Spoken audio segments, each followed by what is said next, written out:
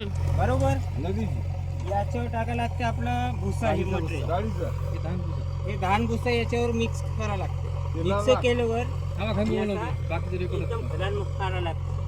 मग असं चिकट होते आपलं डायरेक्ट. हे याच्यापासून असं निघतंय. झालं मग आपले इथं फास्टमध्ये अशी निघतात.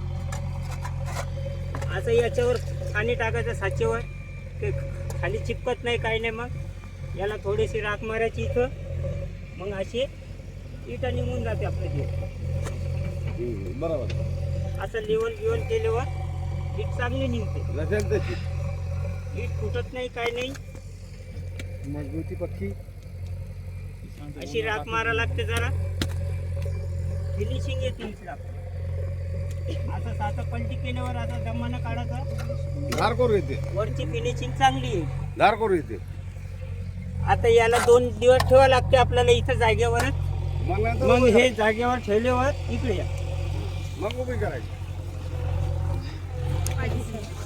हे असं थापणं झालं आपलं.